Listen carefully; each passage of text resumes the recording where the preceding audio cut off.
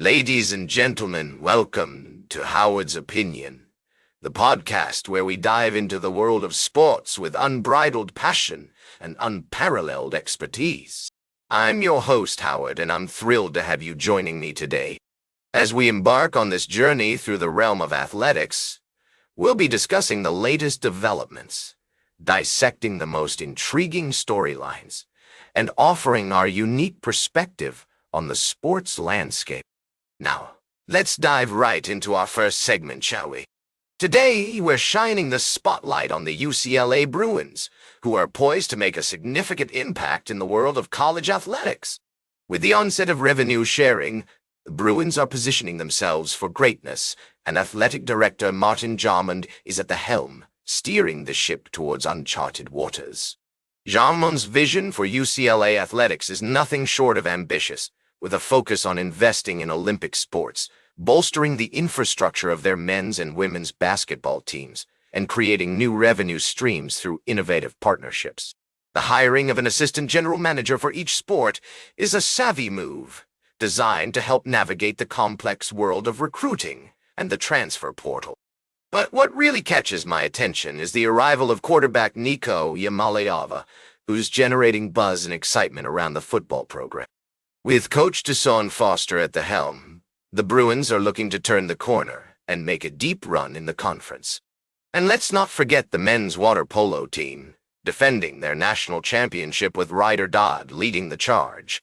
As Jarmond so aptly put it, this is a great time for UCLA athletics, and I feel like it's just the beginning. Indeed, the Bruins are on the cusp of something special, and we'll be keeping a close eye on their progress throughout the season.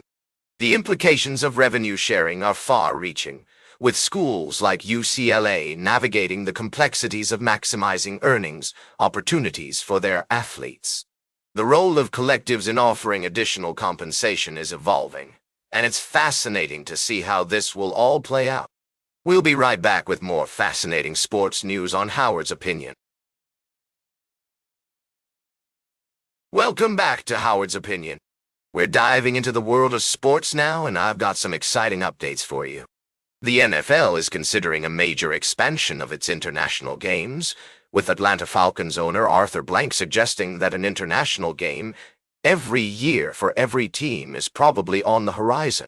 This comes after Commissioner Roger Goodell expressed his desire to stage 16 international games per year, which would be a significant increase from the current limit of 10 games per year under the collective bargaining agreement. Now, I know some of you might be thinking, Howard, how are they going to make this work? Well, with 32 teams in the league, it's certainly a logistical challenge. But the NFL has already announced a record 7-game international slate for this upcoming season, including games in Europe and Brazil.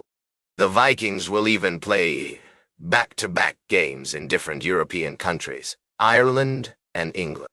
The question is, will this expansion be a success?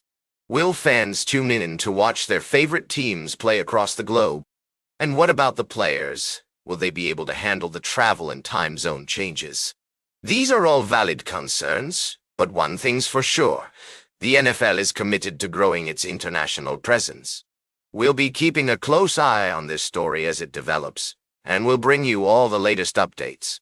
In the meantime, let us know what you think. Should the NFL be playing more games internationally? Share your thoughts with us on social media using the hashtag Howard's Opinion. Stay tuned for our final story of the day, right here on Howard's Opinion. Welcome back to Howard's Opinion, folks. We're wrapping up today's show with a dive into the world of sports, specifically the Denver Broncos. As we've been following their off-season moves, it seems like they're gearing up for an exciting season ahead. Now, I know some of you might be thinking, Howard, what about Adam Gase? Is he joining the Broncos coaching staff? Well, let me fill you in. According to recent reports, Gase has indeed been spotted at Broncos Park, chatting with the team's quarterbacks and QBS coach Davis Webb-Bott. However, it's worth noting that he doesn't have an official role on Sean Payton's staff yet. It's also interesting to see how some of the Broncos players are shaping up for the new season. Take Jordan Jackson, for example. This defensive lineman has been with the team since 2023 and is still seeking his breakthrough moment. With 17 games under his belt in 2024, including a playoff game, Jackson is looking to solidify his position as a rotational player in 2025. But here's the thing. The Broncos have some tough competition brewing, especially with their third-round draft pick Sai'vion Jones. It'll be fascinating to see how these players battle it out for a spot on the 53-man roster. As we look ahead to the new season, one thing is clear. The Denver Broncos are poised to make some waves. With their talented lineup and experienced coaching staff, they're definitely a team to watch. And let's not forget about Bo Nix, their young quarterback who's been making headlines with his exciting plays. That's all for today's Howard's Opinion. Remember to like, share, and subscribe. And until next time, these are some of my humble thoughts.